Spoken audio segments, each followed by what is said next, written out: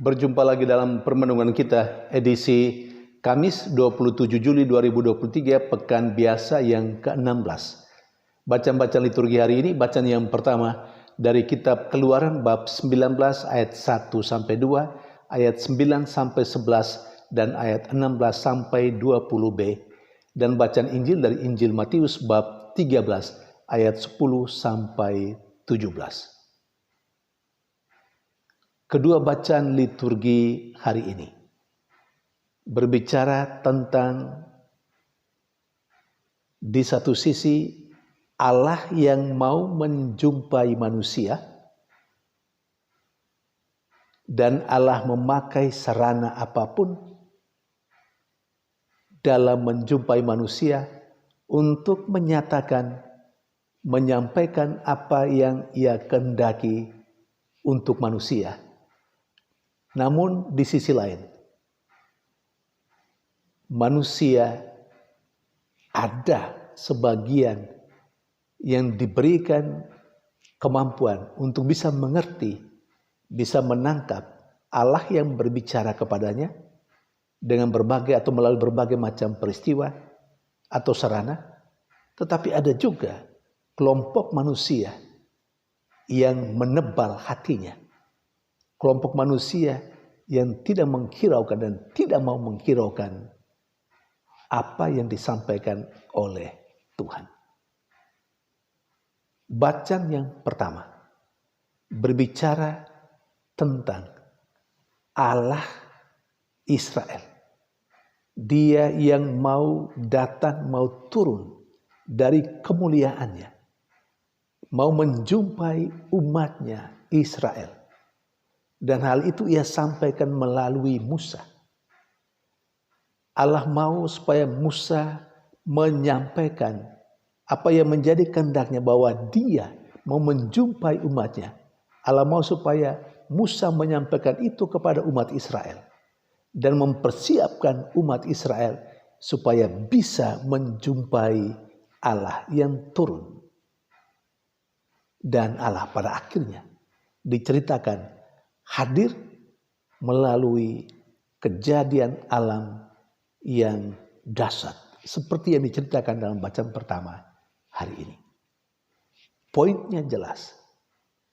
Allah dalam kemuliaannya, dalam posisinya yang sangat tinggi, mau turun dan mau menjumpai manusia yang berdosa.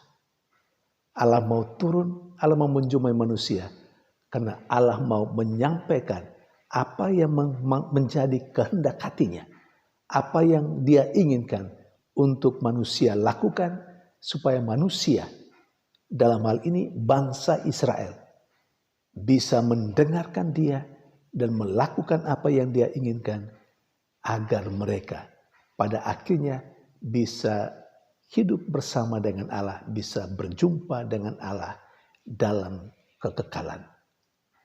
Saudari dan saudara yang terkasih, demikianlah Allah yang diimani oleh bangsa Israel, mempunyai kerinduan untuk turun berjumpa dengan orang Israel, dengan umat yang telah Ia pilih sendiri menjadi umat kesayangannya.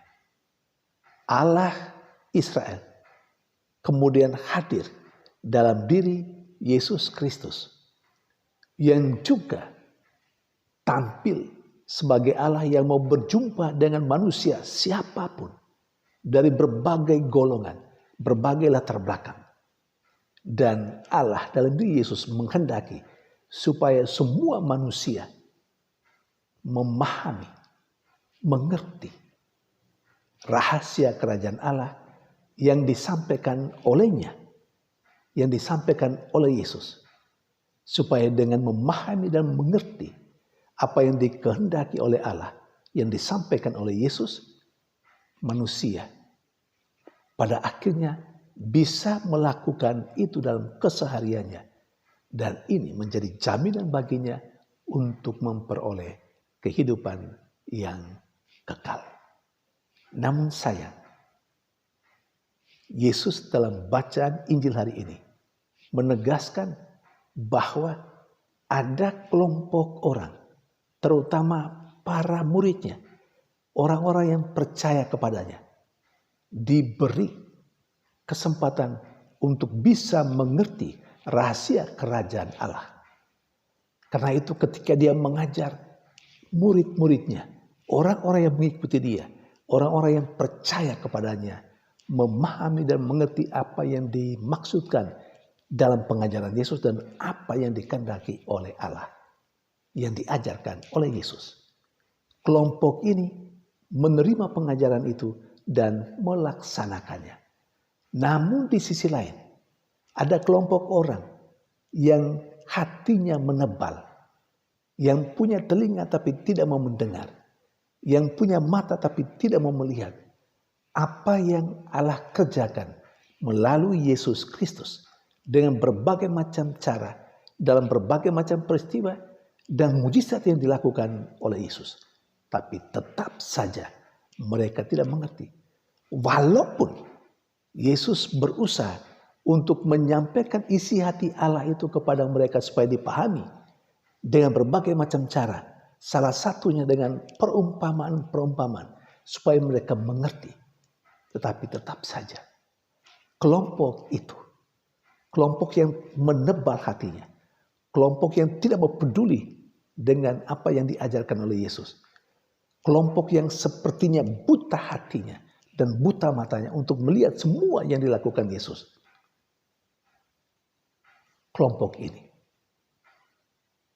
sama sekali tidak menghiraukan apa yang dikatakan dan disampaikan oleh Allah melalui Yesus Kristus. Saudari dan saudara yang terkasih, dari kedua bacaan hari ini, kita bisa memetik satu dua hal bagi kita.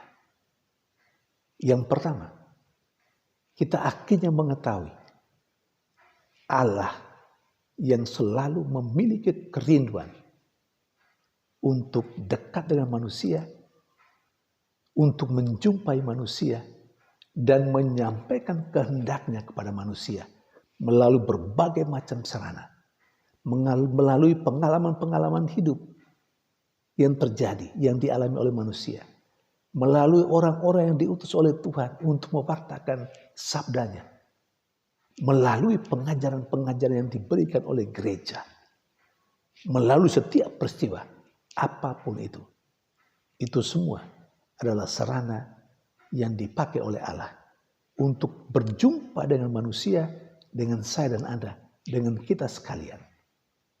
Dan melalui perjumpaan itu, Allah mau menyampaikan rahasia kerajaan Allah.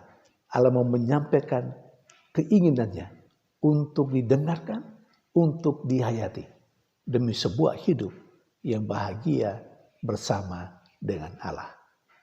Itulah Allah yang mau dekat dengan manusia dan mau menyampaikan apa yang menjadi keinginannya.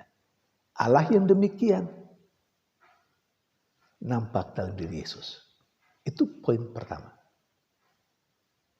Poin yang kedua, kelompok manusia ada yang mau mendengarkan dan mau mengerti rahasia kerajaan Allah, apa yang diajarkan oleh Allah melalui Yesus Kristus. Tapi ada juga kelompok manusia yang menutup hatinya dan tidak mau menghiraukan apa yang diajarkan oleh Tuhan. Mungkinkah kita menyadari bahwa Allah selalu mau berjumpa dengan kita dalam berbagai peristiwa yang kita alami? Apakah kita sadar hal itu? Atau kita menganggap tidak ada apa-apanya?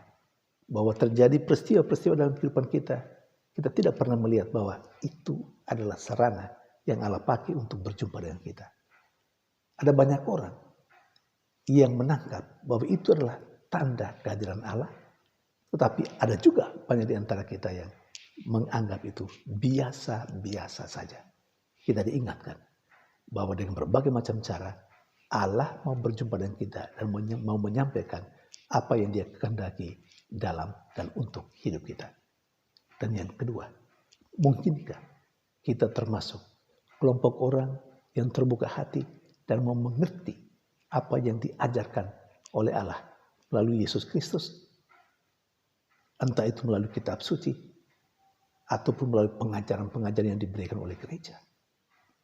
Dan mungkinkah kita termasuk kelompok orang yang tegar hati, yang tidak mau peduli dengan apa yang Allah kehendaki dalam kehidupan kita.